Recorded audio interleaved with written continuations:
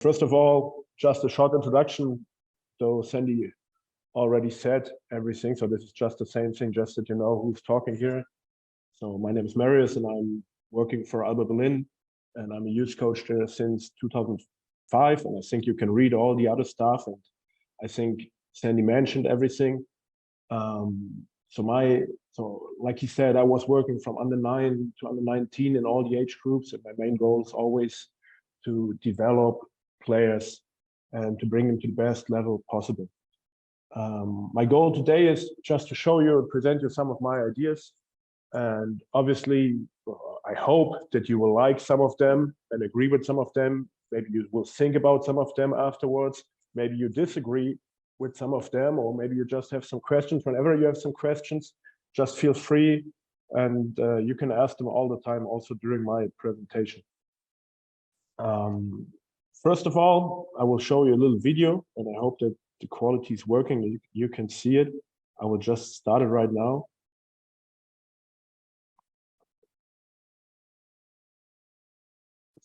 So this is a scene from a EuroLeague game. EuroLeague is the highest league in Europe. And this is not a German player, and it's not one of our players, but it's an Argentinian player, Gabriel Deck. And I just saw this scene and I liked it a lot because this shows a lot what we as a program want to have from our players, that they not just see the game, that they can read the game, and that they can make their own decisions, that they can also find some creative decisions, and not only what we have teach them, but everything what the game of basketball allows them to do. And I hope that you all agree that the pass like this, what he did here, is not something that someone has shown him and said, hey, if someone is coming, just do this pass. This is something that he learned by himself, and which is a very creative aspect of the game. So this is my goal, and I would love to see my players doing passes like this at some day. First of all, for the first 4 or 5 minutes, I just want to show you about German basketball, where we are and why we're doing things like we do. So first is, hey, we're in Germany, we are very good at doing statistics and everything. So we also have a statistic on who is doing which sport. And I don't know how's the situation in Canada. Germany is a soccer country. So we have 7 million people playing soccer here. And basketball is a very small sport in Germany. So if you have this ranking, so football or soccer is on place 1, like I told you, and basketball is on place 16. Yeah, so there are 15 sports that are more popular in Germany and more people are playing. So it's not like we're the biggest thing in Germany and everyone just wants to play basketball. No, we have to find kids and we have to make them love the game, that they stay in basketball. And of course, we want to make this number bigger and bigger. And just to show you, because I think those are sports that you don't play in Canada, we have sports like volleyball or handball, which are way ahead of basketball. And obviously our goal as basketball is to get bigger and bigger. And then one day, maybe if I come back in 10 years to present something in Canada, I can tell you that we're ahead of handball and volleyball. Because during the last 10 years, and I'm doing this kind of presentations for 10 years now, we were smaller. We were just on place 19, and we had 23,000 people less playing basketball. In the last 10 years, basketball already started to develop, and it will still develop, and we will get bigger and bigger as a sport in Germany. And also to have a comparison to Europe, to help you to see, hey, that's not like in every country. This is just have some big basketball countries to compare them, the number of basketball licenses. There you can see Spain, France, and Italy, and all of them are way ahead of German basketball. So we don't have that many players. So if we want to compete with teams like Spain, France, Italy, and the other teams in Europe, hey, we have to do a better job in developing the players to bring them on the same level, because they have a much bigger amount of players where they can choose from. And all this starts with mini basketball, and this was a big problem in German basketball, that there you can see the numbers are very low compared to Spain, France, and Italy. They have way more people. And mini basketball means there are kids 12 years and younger. So they are from 9 to 12, and they have way more players playing the game at this age. And that's why obviously they have more players when they are older. So our main goal in German basketball is to increase this number. And already here we had a lot of success the last years. So 5 years ago, we had 15,000 people playing at this age. So right now we have more than doubled our number. And the goal is still to continue to bring more kids to play the greatest sports that we all like, basketball. Yeah. So, and then more talking about my club that I'm working for, Alba Berlin, which is competing in the highest stage in Europe in the EuroLeague. So our goal is to develop as many players as possible for the highest level as possible. And we had one game in EuroLeague 2 years ago, and you can see the headline right here that 5 Berlin natives finished up Alba Berlin biggest EuroLeague win ever. So we beat Fenerbahce Istanbul, which is one of the best clubs in Europe, and we finished the game with 5 players born in Berlin and raised in our academy, which is something where we're really proud of. And so we, in the last years, we made it to develop a lot of different players. So those are the 5 here. You can see them here. There were the 5 players finishing in EuroLeague. And for example, this guy number 0, Mauro Loh, or Nils Giffey, they played the Olympics 2 years ago. Yeah, we had one more guy on the roster. And we also produced some players for the national team playing for different clubs in Berlin. One guy right now, Christoph Tilly, is playing for Santa Clara College, and he will be very good in next years. And we have 2 players of our program, Mo and Franz Wagner, playing right now for the Orlando Magic, who also grew up in our program. And our goal is, so our youth program right now is 18 years old. So we started 18 years ago from 0. And already now we produced a nice number of players. And our goal is to produce 1, 2, 3 players for the highest level every year. Obviously NBA would always be the greatest, but also we are very proud to develop some players for the German league, for the national team or whatever. So, but now coming to our topic. So the session title is using small-sided games to develop high IQ basketball players. So what does it mean for me? The goal is always, obviously, we want to develop players that are good athletes, good in technique, but also we want to have smart basketball players. This is a goal always for our club.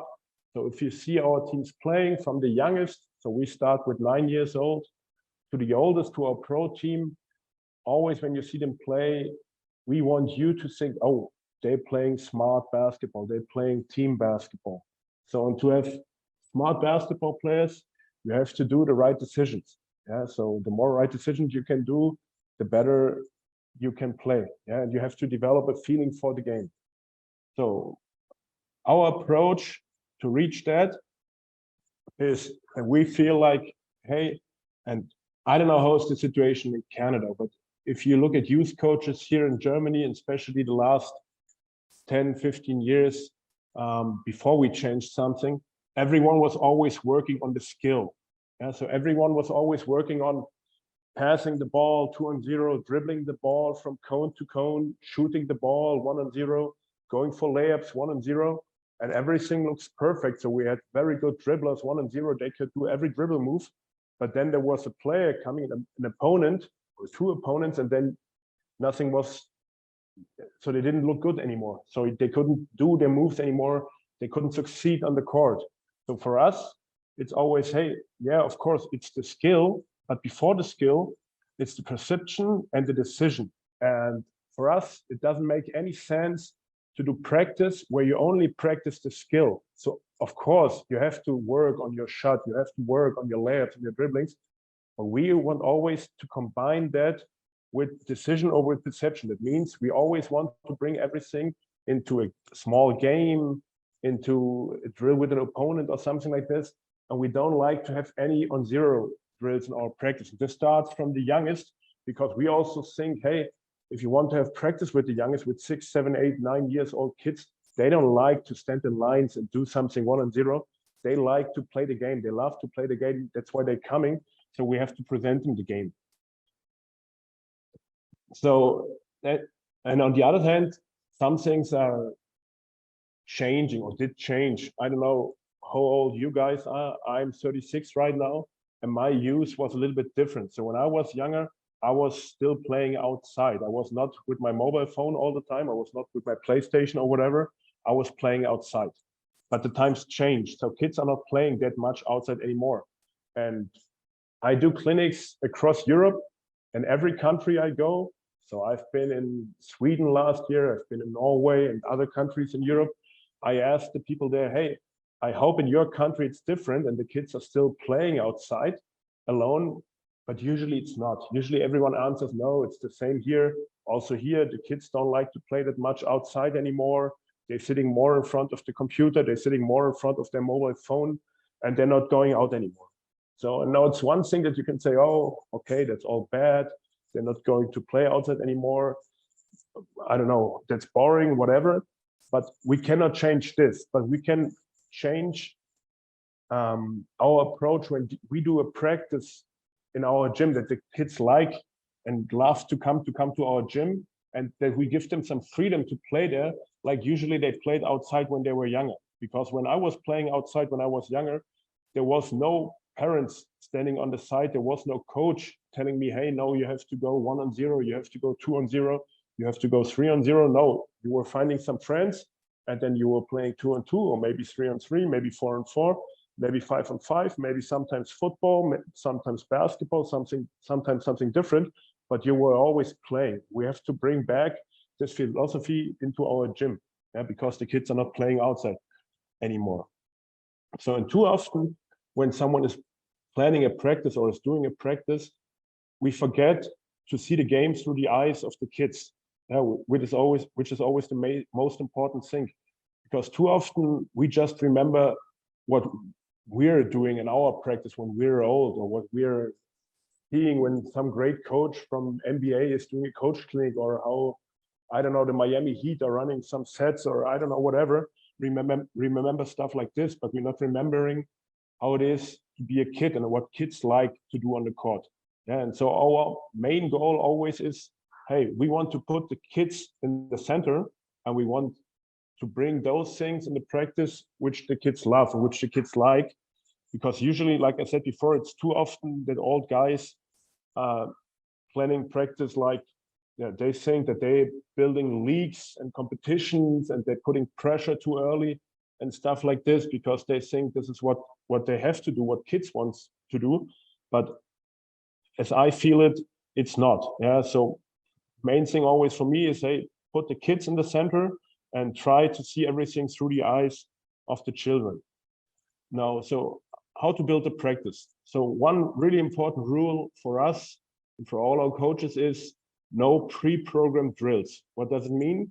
So we don't want to present any drills or any exercises during our practice where it's already clear, okay, you have to go from 1 to B, then to pass to C, and then you go for a layup, because this is not the game. Yeah, in the game, you always have an opponent, you always have someone who's playing with you, and you always have to react. So also your practice has to present situations like this. Yeah, so the goal is that we try to include visual attention and decisions as much as possible. And also when you do, I don't know, a layup drill or a shooting drill, try to put something in where you have to react on signs, where you have to read something, where you have to see something, because this is a habit that you have to have from the beginning, that you're not like a robot program, do something, okay, I have to go for a layup now, so I'm going for a layup. No, it's a game, and you have to see and you have to react to something. So in every drill that we are planning, we always try to include something like this. Yeah, we try to use drills or games that provoke quick decisions and transition. So the game of basketball is a game that is pretty fast and with a lot of transition actions. So this is the same thing that you have to see in your practice. We don't need a practice where you're all the time on one basket, all the time standing, intensity is very low. So the rhythm of the practice, also with young kids, has to be very high. One side to the other side, to a third basket, so whatever. It can be different things, but try to provoke as much as possible transition actions in your practice. And of course, and I feel like this is one of the big advantages from the North American sports system, where very much is centered in schools. So I obviously know more about the US sports system than about the Canadian sports system. What I know is that there in the schools, you do a lot of different sports. That's a big advantage in my eyes, because in Europe, the sport is organized through clubs. So you're not playing with your school, you're playing with your club, and your club is usually one sport. So if you go to Alba Berlin club, you go there and you play basketball. You play basketball the whole year. And I feel that this is not good for developing players, not for the youngest. So talking about 6, 7, 8, 9 years. I feel like when you're that old, you have to do as many different sports as possible, but also for the older one, if you're 10, 11, 12, 13, 14, I feel it's good. If you're not 365 days in a year only with basketball, so if you have different sports, and there are also a lot of universities that studies great basketball players and what they did before, and there were a lot of good basketball players that played different sports before. So for example, our best basketball player that we ever had in Germany is Dirk Nowitzki. Hope that you all know this guy.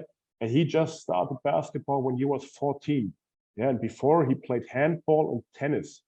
Yeah, 2 different sports, and he started when he was 14, and still he was able to become a really good basketball player.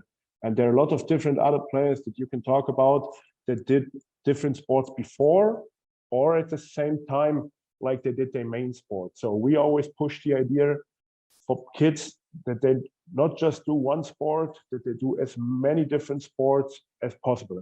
And of course, at one time, you have to decide. But if you ask me, the decision for one sport should not be before you're 14 years old. So for all the part of mini basketball until 12, try to do as much as different sports as possible. And if you cannot go to different clubs, or if your school is not offering something, then you have to offer something. So for example, like I said before, we have the club system, and they're not doing it in school, they're doing it in the club. So we as a club try to do different things with them. So for example, next weekend, we will have a camp where tennis meets basketball, where the kids play tennis and basketball. We do camps where they play soccer, where they play handball, where they go swimming. So we try to include as many different sports as possible, because we have the feeling if you want to be great at basketball, it's not a problem to do other sports before. No, on the other hand, it's very helpful to do other sports before. And last point, and I don't know if it's the most important point, but for me, it feels like the most important point: create a learning environment. Yeah, that means create an atmosphere in your practice where the kids feel that they can learn. Yeah, that winning is not the most important. Don't get me wrong, winning is important because we do sports, and sports is always with competition, but winning is not the most important, especially with the younger kids. It's way more important that you try to learn and to improve as a player. And now I see your face, Sandy, and that means that you want to ask the question, right? Is that okay? Perfect, because I was talking too much and too long. Take a drink of water, absolutely. I love the idea of the multi-sport piece, just seeing the crossover. And I've seen that too, whether it be coaching or just that in the youth ages where somebody makes a move with their body, but it's not necessarily a basketball move. And I know that they've taken it from another sport. In your experience, I'm wondering, are there any in particular sports that you've seen crosses over very well, whether it be body movement, footwork, anything like that? I know there's quite a lot of sports offered that you mentioned before. So obviously, like I presented before, we are a soccer country. So every kid plays soccer when they're young.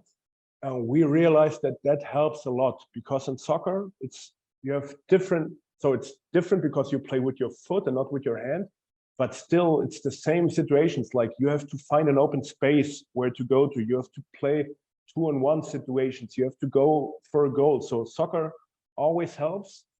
In this study, it was interesting that most of the high-level sports guys in Germany, they played tennis before.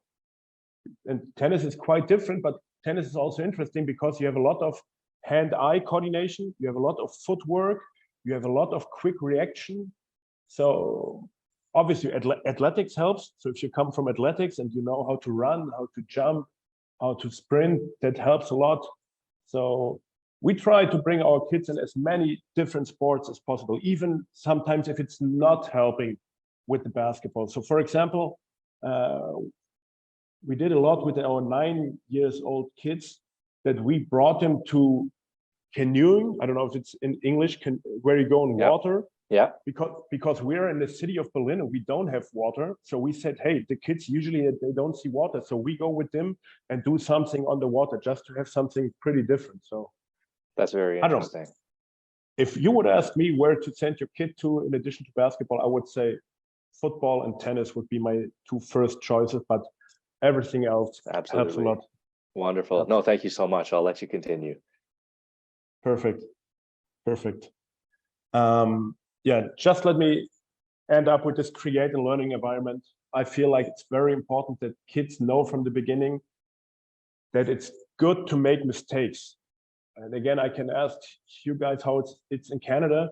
I feel like in Germany, because of the school system, a lot of kids are afraid to do mistakes. So they are always like, oh, I did a mistake. Oh God, I have to stop, or I don't know, whatever. But my first goal is always to make them feel comfortable doing mistakes, because if you want to get better, you have to do mistakes, and it's okay to do mistakes. And again, don't get me wrong, I'm not saying, hey, we have to do 500 mistakes today, but you only will learn something new if you can feel that you can do mistakes. And you will only learn a pass, like I showed you in the beginning of Gabriel Deck, where he was passing over his head, if you can fail with this pass 1 time, 2 times, 3 times, 4 times until you make it. So this is very important part for me, that they have a place where they can feel safe and where they can feel like that, hey, they can do mistakes and we can learn to be better. Okay, this one is obvious. Yeah, I think nothing new. So we always try to be in the practice zone, which means that the demands, of course, cannot be too low, because then it gets boring and you drop out. But on the other hand, it can always not be too high, the demands, because if you're not able to do something, it also gets at some point boring, or you feel like, hey, I cannot make it, and you will quit. So we try always to find the perfect demands for everyone, to have the practice over there, which sometimes is not that easy. It's always easy if your group is all on the same level. But if you have some kids that are already really experienced and some kids that are just started new, it's not that easy sometimes to find the right balance for the best guys and the new guys, to give everyone equal chances. And for me, like, this is the main task of coaching, to find your games, and I will present some games right now, but then to work with those games, how to adapt the rules that they can fit for everyone, how you can include someone who's pretty new and not successful, how you can change the rules to help him, or how you can make it difficult for the guy who usually always scores because it's too easy for him. What can you give him for different tasks to deal with in this drill, on this game, that you have for everyone the perfect demand in this game? And for me, this is the coaching. So before the practice, I know my games that I want to play, I know my focus that I want to have in those games, but then during the practice, I have to watch the game and I have to make my adaptations into the practice, what to change, how to change the court. Maybe the court is too big, it's too small. Maybe I have to bring in one more ball. Maybe I have to change this or that rule. So this is the main thing of coaching, to always to keep the balance, that everyone is right in the perfect practice zone. So just some rules that we give our coaches, really the short version. I will show you the longer version in the end. So if I send new coaches for our club somewhere, it's always the 3 rules: make it fun, make it interesting, and no rows, no lines, no lectures. I think that you all know this one. So we don't want to have kids standing in a row. We don't want to have them just to run some lines somewhere. And we don't want the coaches to talk too long, because no kid is coming to the practice to hear an old man talking. They come to practice to move, and they will improve if they move. They will not improve if they listen to me all the time.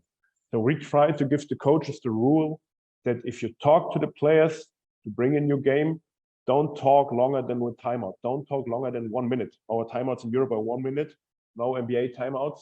So you have 1 minute to explain the game, and then they have to move. Maybe then you can bring in another minute with some more information, and then they have to move, because no kid can listen longer than 1 minute. If you go for 5 minutes and explain everything, you can try to ask them, what do they remember? And usually they remember just one thing. So talk 1 minute and then let them move, because they come to the gym to move. So I will start with just some games, and most of the games, I will show you this one because, hey, this is from a different sport. So most of the games we find from different sports, from different areas, and we adapt them to basketball. So for example, this one, I think this is from a rugby practice or whatever. It's a tic-tac-toe game. So you have 3 lines, on the ground, yeah, here, and the goal is to bring 3 of your players into one line to get a point. So it's a blue team against a red team, and you have to move in the grid so that 3 players of the same team on one line, and then you get a point. Yeah, this is a game I think that everyone knows from the schoolyard, and you can adapt this and bring this to your practice. So first, obviously, if we do it with kids, we do it without basketball, but then we adapt it and we bring it to basketball. So right now, you will see this is not mini basketball kids, because I don't have all the videos with mini kids. So this video is with my, I think it's the under-18 national team a couple of years ago, but also the under-18 national team can play games like this, and they also like to play games like this. So it's the same game that you saw in rugby with moving. Now we have it with basketball. And I think you will all agree that this is what we need to do in basketball. We don't need to dribble from cone to cone. We need to see, we need to react, we need to talk. So I switched off the volume, but you would hear all of them talking because they need to talk. And you can see them enjoying, because it's a game, and also 18 years old boys like to play games. So this is a small example of a small game, which, yeah, is just an example what you can use for a warm-up drill for dribbling, which is, if you ask me, much better than dribbling from cone to cone and to crossover, because it includes everything that you need in game. You have to open your eyes, you have to see, you have to look where is your opponent, you have to look where is your teammate, you have to talk to them, and in the end, if you succeed, it's going to be fun. So, and just quickly, Marius, someone asked a question. What was the name of it again? In Germany, we call it tic-tac-toe. Yeah. I don't know. Same in English. Same in English. Yeah. Same in English. Oh, that's great. So, yeah. No, someone seemed to really like it, so they just wanted to confirm. Usually, you play it on a paper with crosses and circles. Yeah. We play it on the ground. Oh, that's perfect. I love it. Yeah, and like I said, you can play this one with under-9 kids, and this was the under-18 national team, and they play it, and I will start with the under-20 national team next week, and I know this will be one of my warm-up games, and also they will enjoy it, and they can learn something from this, because in the end, it's always about learning. Just to present you another game, and also here we have the same situation. We start without a basketball, yeah, and now you see this is mini kids. I think they were 10 years old here in this video, those kids. They're from our club. And here you have to find the same color. So everyone has a cone in his hand. I hope that you can see it. It's a blue cone, a red cone, or a yellow cone. Then they have to do some movement patterns. Sometimes they have to change the cones with other kids. And then there's a signal where everyone has to find all the kids with the same color that they have as fast as possible. Yeah, you can see all guys with the yellow cones go together, everyone with the red cones, everyone with the blue cones. And then again, it's the same progress. Now we do the same with the basketball. It's the same thing, and we're dribbling. So again, you have to look, you have to react on something, you have to be quick, and of course, you have to dribble without look at the ball. So you don't need to be the coach who always said, hey, please keep your eyes up, don't look at the ball. So the game is doing the work for you. You don't have to shout this. You can concentrate on the game, because they cannot look on the ball, because if they look on the ball, they cannot see the right color. So hey, it's automatically that you have to look up. And so here I think we loaded another action. Yes, so now you can see they have a cone in their hand, and they also have a color with their jersey. So you have blue jerseys, yellow jerseys, and red jerseys. And no coach can decide if you have to sort with the color of your cone, or if you have to sort by the color of your jersey. So it's two different information that you have to decide what to do. Hey, okay, I have to check the color of my shirt, which is not changing, obviously. And I have to check the color of my cone, which is always changing, because I'm changing them all the time. And also here you can have lots of different variations. You can say, hey, no, we're not collecting everyone from the same color. No, we're collecting a group where you have to bring in one with the red cone, one with the yellow cone, and one with the blue cone. Or you can, I don't know, load it if you say, hey, my kids are always dribbling with their right hand, and the right hand dribbling is pretty good, but they never dribble with the left hand. Okay, just bring in the next one and say, hey, now we're doing the same, just dribbling with our left hand. Or here, this is again bringing in the multi-sport things. We said, hey, no, we bring in the same idea, but you're not using the ball to dribble. We're using the ball on the foot to play some soccer and do the same game. So hey, this is, if you do those games, always change them, always bring in new ideas, always try new ideas, because that makes it interesting is if they always can learn something new. Going for another game, we call this one Pirates of the Caribbean, because you have to steal something, a treasure. Yeah, so it's two teams, it's the blue team and the red team, and they're divided into the half-court line, and the blue team has to steal the treasure on the other side and the other way around. And you can only go through if you're not tipped by someone. So if someone tips you, so someone touches you, then you're arrested. You have to go back. So you have to find an open space, which is something very important in basketball, to see, hey, there is open space, and then go into this open space, because if there's no open space, if there is someone who will touches you and you're out. So you always have to find the open space. And here again, the same load, like I presented you all the time. First, we did it without basketball. Yeah, that we know the dynamics of the game, and now we're into basketball. Same thing, same game. Yes, find the open space, and then go to steal the ball and dribble at the same time. And again, the same things that I said before. There are a lot of different changes you can make to the game. Some things that you can adapt to the game. Some things, yeah, that you can, some rule changes that you can do all the time to keep it interesting. So usually when I do a game like this in the practice, it's like 10 to 15 minutes, because for me, it doesn't make sense to play a game like this where I build up a lot of things and just play it 5 minutes, and longer than 15 minutes feels like, hey, now it's getting boring. And during this 15 minutes, I at least try to do 2 or 3 rule changes for the whole group.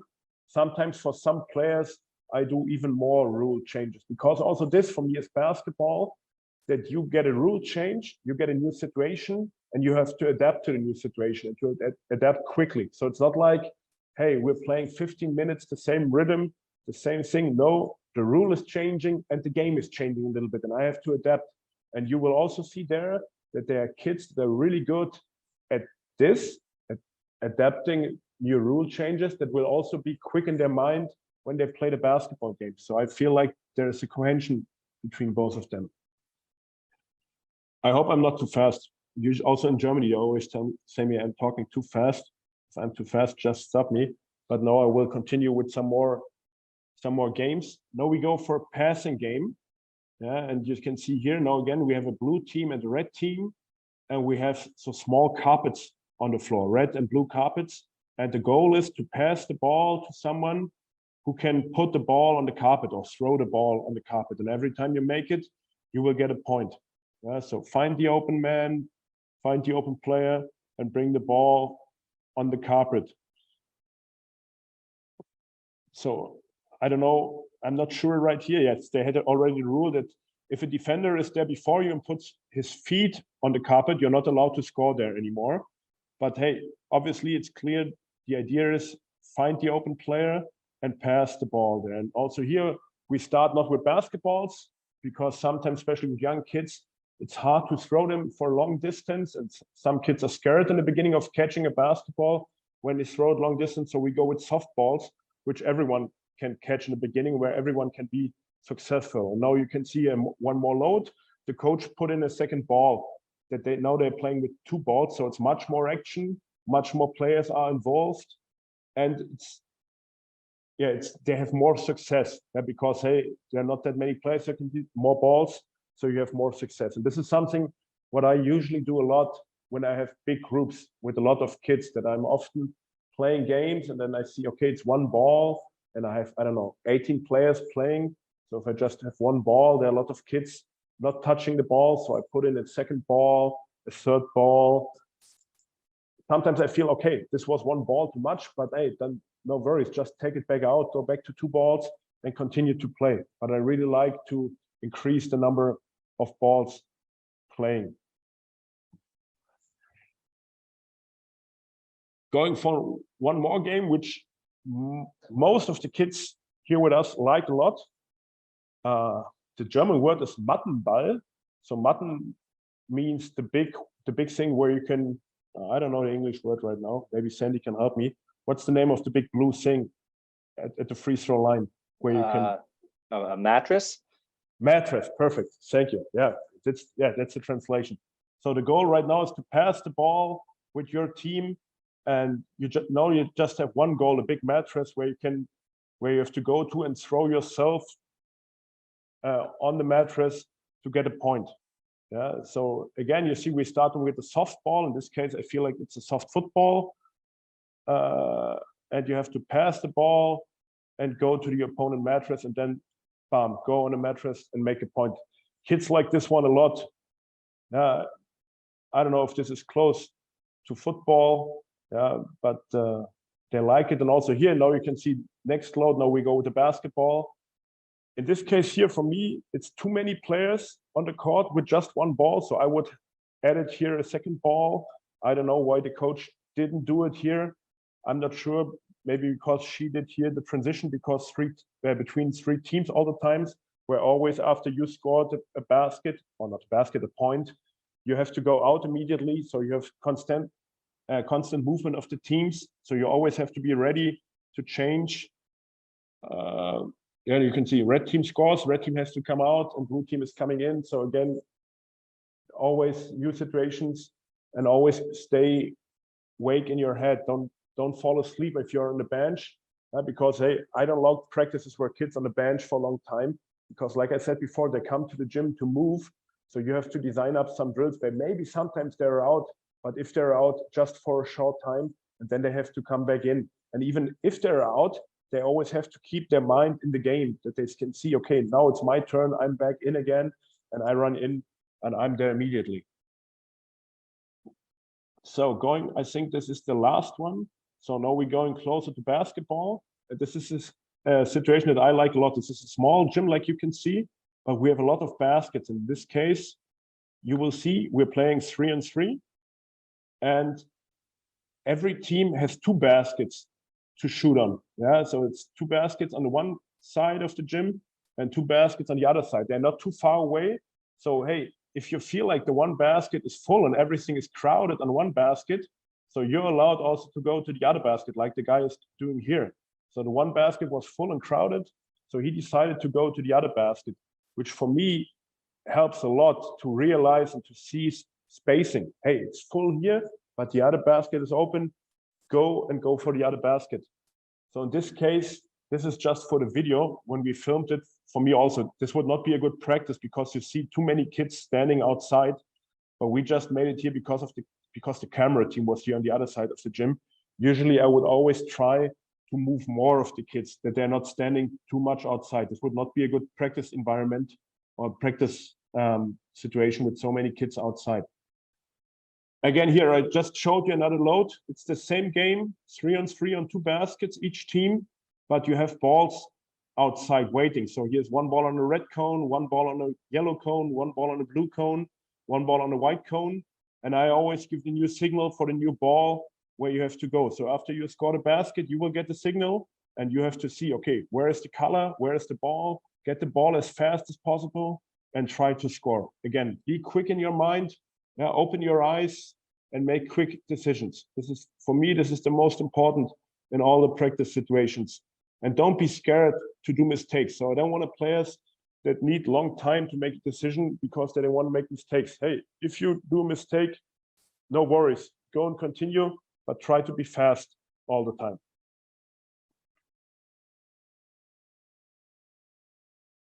And also in this one, so I think I made a video with 30 different rule changes.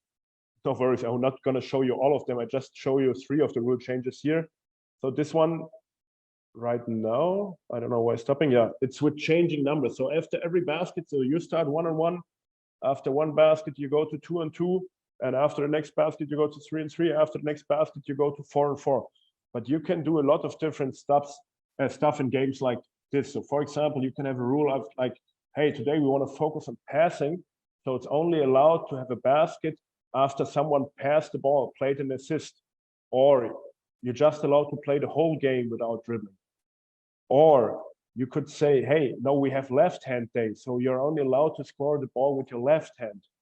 Or we can say, hey, we have the Joker day, and only the Joker is allowed to score the basket, or the points of the Joker, they count double or three times. So you can make a weak player to the Joker, and if his points always count 3 points and the other points just count 1 point, hey, if the kids try to give the ball to the Joker because his points count 3 points, and it helps him to be part of the game.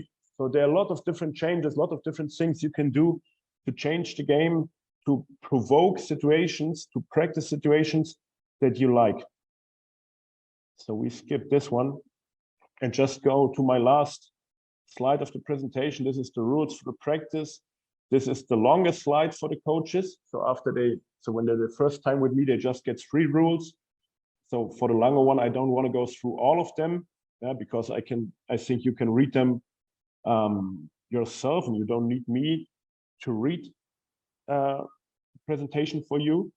But for me, I would just want to let's say 3 main points to make them to underline them. First is talk short, like I already had before. Good demonstration, so show something or let the players show.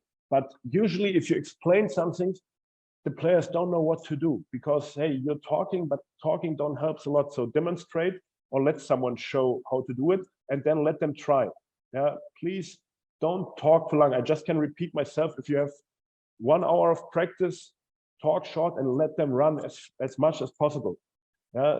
Second important thing for me is have at least 1 contact with every player. That means, hey, yes, let them play, but give them some attention. So hey, say, hey, I don't know, typical German word would be, hey, Finn, great job. Hey, Sandy, great job. Hey, nice pass. So try to have at least 1 contact with every player in every practice, that everyone feels, hey, the coach sees me. Hey, the coach cares about me. And last one, and I don't know how's the situation in Canada again, but in Germany, we have a lot of coaches that play PlayStation. What I mean with playing PlayStation means that you have a coach on the side who says, okay, dribble the ball, go, shoot it, no, pass it, no, go this, oh, great job. And he's talking all the time like he is on ESPN or I don't know, whatever, but he makes all the decisions for the players.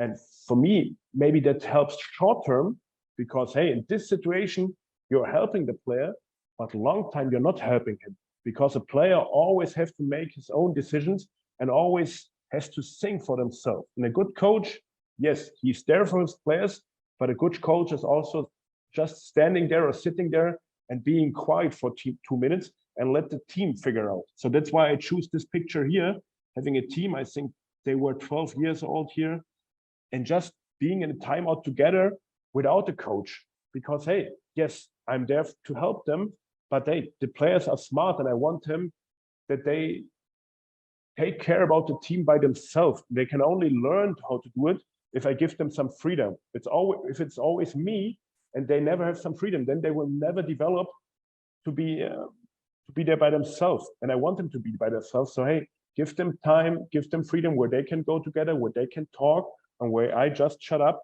and look from outside, and maybe just give them some claps if they do something good, or I don't know, whatever. But this is very important also for me. So I feel like I talked pretty fast, but I was through the whole presentation, and I was through the time.